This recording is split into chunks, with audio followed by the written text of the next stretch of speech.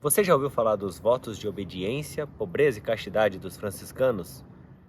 Pois bem, hoje eu e minha família estamos viajando, estamos aqui visitando nossos amigos franciscanos conventuais em Curitiba e eu quis gravar esse vídeo de uma forma um pouco mais descontraída hoje, né? Já que eu não estou no meu habitat natural, não estou na minha casa, no meu escritório, estou aqui passeando. Então um vídeo um pouco mais descontraído e ao mesmo tempo com um grande e profundo aprendizado da nossa fé e que está intimamente relacionado, conectado com a espiritualidade franciscana. Justamente abordarmos esse conhecimento dos votos franciscanos. São Francisco não tirou esses votos do além, chegou e pensou assim: nossa, eu quero que esses sejam os votos da ordem.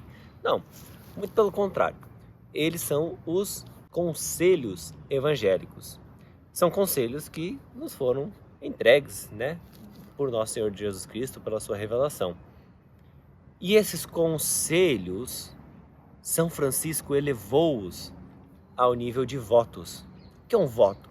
O voto é quando eu escolho algo, pego algo que é justo, que é bom, mas que eu não sou obrigado a fazer, e eu elevo ao nível de voto. Quando eu elevo ao nível de voto, por um lado eu tenho uma responsabilidade muito maior, porque uma vez que é um voto, eu sou obrigado a cumpri-lo. Por outro lado, eu também acrescento méritos a essa prática. Por exemplo, se você deseja fazer uma penitência, você vai passar uma semana, por exemplo, sem comer doce, e você fala: não, mas eu vou fazer um voto dessa penitência. Não é simplesmente um propósito, não é simplesmente uma penitência. Não, eu quero fazer um voto dessa penitência. Você cria uma obrigação em cumprir este voto. Mas veja, ninguém é obrigado a fazer voto nenhum. Então cuide muito, não comece a fazer voto das coisas sem saber o que você está fazendo. Faça as coisas com tranquilidade. Mas vamos entender então o que são os conselhos evangélicos e um pouquinho de como os franciscanos vivem através dos votos franciscanos, os 3 votos. Vamos entender também o que eles têm a ver com a nossa vida de homens, de pais de família, nossa vida secular, como que a gente pode aproveitá-los e compreendê-los retamente dentro da nossa vida. Então, vamos começar pela pobreza. A pobreza é uma coisa que eu falo bastante aqui no canal. Não vou me aprofundar, vão faltar vários pontos. Eu não vou me aprofundar aqui porque durante os vídeos que já foram gravados, os vídeos que vão ser gravados, os vídeos da plataforma como José, eu falo muito sobre viver a pobreza. Então, eu quero trazer qual é a vivência dos franciscanos. Enquanto voto, eles colocam dentro da pobreza a questão de não ter bens. Então, o franciscano, ele não deve ter nada em seu nome. É claro que vão surgir algumas exceções, por exemplo, uma conta bancária, alguma coisa assim. Mas mesmo dentro dessas exceções, tudo que ele tem é da ordem, é da igreja. Nada é dele mesmo. Os franciscanos, eles se esvaziam de todos os bens e tudo é colocado em comum na ordem. Até mesmo um salário, por exemplo, se o franciscano for um sacerdote e ele presta serviço à paróquia como pároco ou como vigário, ou mesmo missas em que ele recebe espórtula, então ele vai pegar esse valor e ele vai entregar geralmente para o ecônomo da casa, que é aquele responsável pelas economias da casa. E essas economias vão ser avaliadas dentro de todo o capítulo, ou seja, todo aquele grupo de casas, são várias casas juntas, que vão decidir como que vai ser a manutenção desses valores. Por exemplo, uma casa de formação onde existem vários seminaristas ou noviços, é necessário um pouco mais de recursos porque precisa alimentar todos esses jovens, né? Prover os materiais necessários para os estudos e assim por diante. Já numa casa onde, por exemplo, tenham 3 sacerdotes, esses 3 sacerdotes trabalham em prol da comunidade, os 3 recebem salário, e são só eles, não tem outras pessoas para alimentar. Talvez demanda menos recursos, e então boa parte disso pode ser reencaminhado para aquela outra casa que precisa mais. E tudo isso é feito dentro, né, das regras dos franciscanos. Então a gente já pode perceber que assim, não é comum ver um franciscano com um celular top de linha, com um computador top de linha, ainda que a sua função possa exigir e assim a ordem compre para aquela função. Mas de uma forma geral, Eles vão ter coisas muito simples, muito comuns, né? Aquilo que é o comum da comunidade e das pessoas em geral. Agora, na vida secular, será que é possível a gente viver isso? O conselho evangélico da pobreza não está relacionada ao voto igual aos franciscanos. Ela está relacionada ao desapego das coisas materiais. É você não se apegar às coisas. É você não ter um celular que, ai, se estragar esse celular, né? Você fica todo chocado, muito triste por coisas, mesquinharia às vezes. Agora, é claro que você pode ter bens e esses bens é justo, a igreja diz. A igreja sempre foi a favor da propriedade privada. As pessoas têm o direito de terem as suas propriedades, seja uma propriedade como de fato, né, um terreno, né? Aqui a gente vê, eu estou dentro de um bosque muito bonito, lá atrás tem um pedacinho da casa dos Freis. Então, ter o terreno enquanto um pai de família, enquanto uma pessoa no mundo secular qualquer, pode ter uma propriedade privada. Você pode ter um terreno, você pode ter um carro, pode ter um celular, e de forma especial que isso contribua para a sua missão.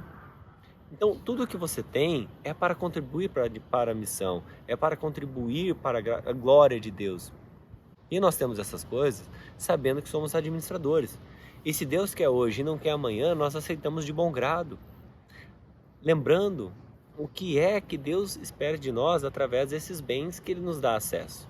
Lembrando que o meu trabalho, é meu esforço? É, muito bem, mas através das condições que Deus nos deu para desempenhar esse trabalho. Sem me delongar no conselho da pobreza, vamos falar da obediência.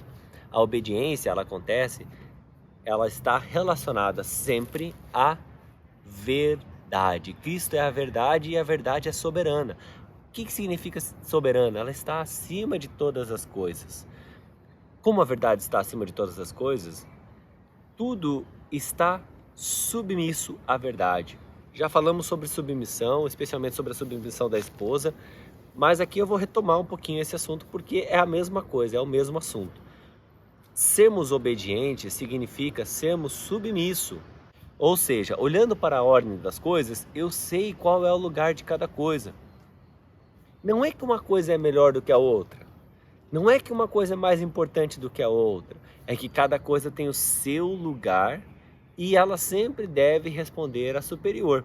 Por exemplo, dentro da dinâmica familiar, os filhos são submissos aos pais, pai e mãe. A esposa é submissa ao seu marido.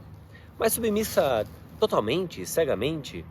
Não, submissa dentro daquilo que está de acordo, dentro daquilo que é justo e que é próprio da sua própria vocação, dentro daquilo que é correto.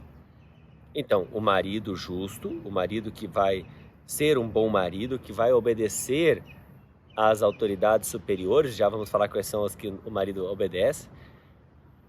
Aí sim, a esposa vai ser submissa ao seu marido, por quê? Porque está cumprindo aquela vontade maior que vem da verdade. Quando eu digo vontade, é a vontade de Deus, ela vem da verdade.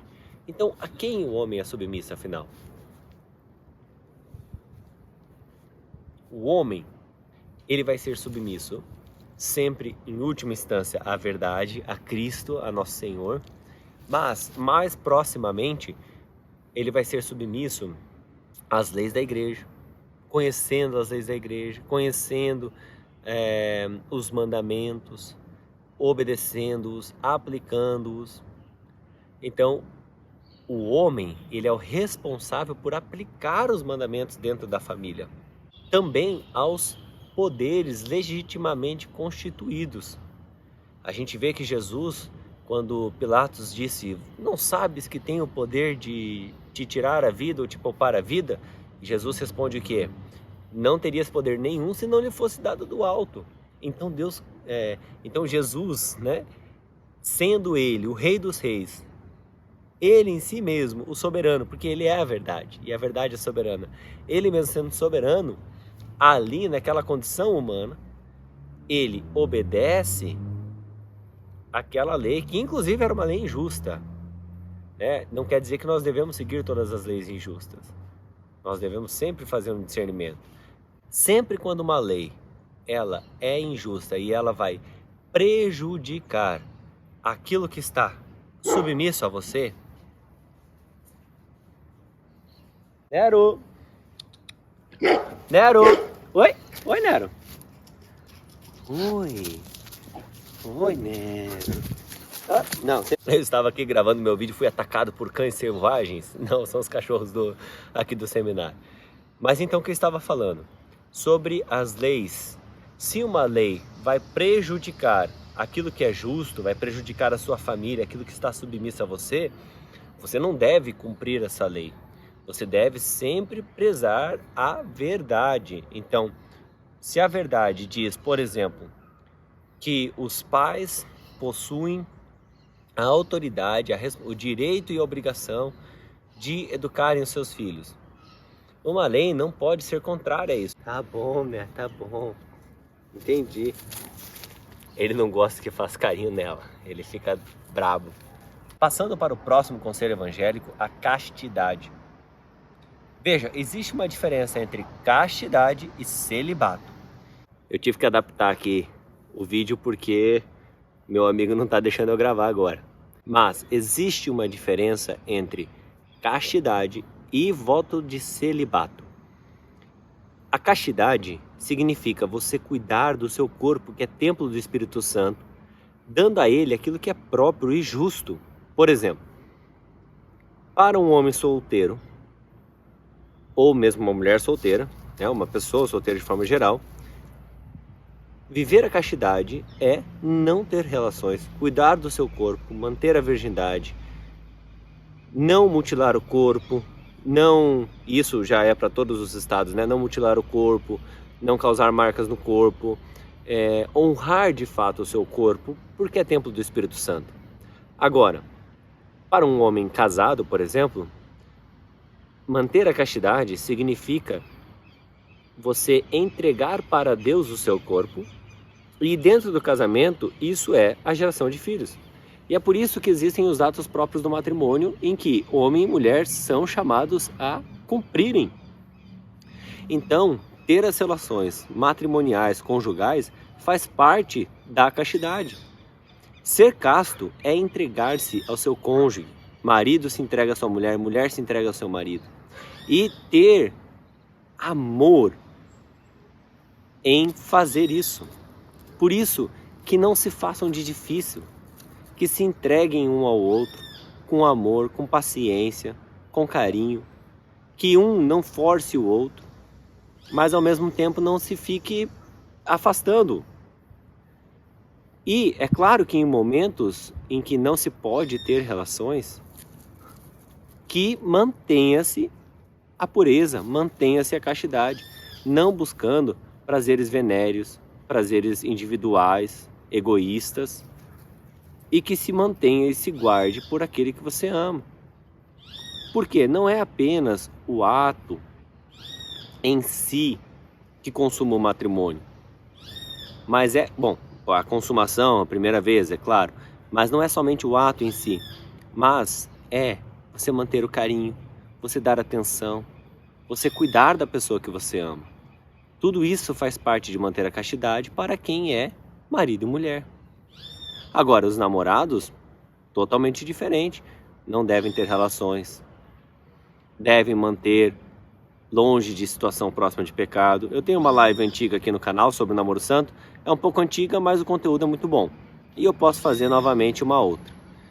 Mas, aos franciscanos, esse voto de castidade, ele se torna um voto de celibato, aonde prometem que não buscarão casarem-se. Claro que todo sacerdote já tem esse voto de celibato. Então, o voto de celibato, ele faz parte de todo o clero da igreja.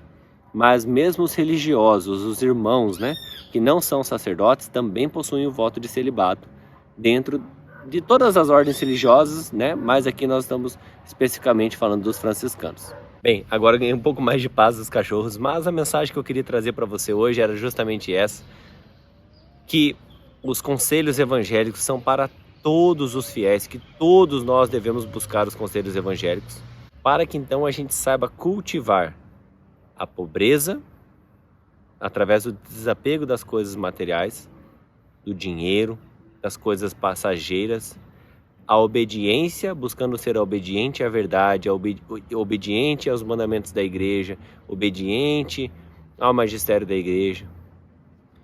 E a castidade, guardando o nosso corpo, as nossas intenções, o nosso coração, para a pessoa que nós decidimos, que Deus nos indicou como aquela que estaria conosco por todos os dias da nossa vida, né? Até que a morte nos separe, né? Nunca sabemos se vamos antes ou depois, mas quando a gente já casa já pensando, né? Eu vou primeiro, estarei com ela até o último dia da minha vida. Que Deus olhe para essa nossa jornada, cuide de nós, que cada dia mais nós possamos ser homens viris, homens sérios, cuidando de uma família, buscando a santidade, construindo uma sociedade melhor. E se você acha que essa mensagem pode ajudar algum amigo seu, compartilhe esse vídeo, curte e já compartilha com esse amigo seu. Talvez deixe um comentário aqui embaixo dizendo o que você achou do vídeo e espero te ver no próximo vídeo. São José, rogai por nós.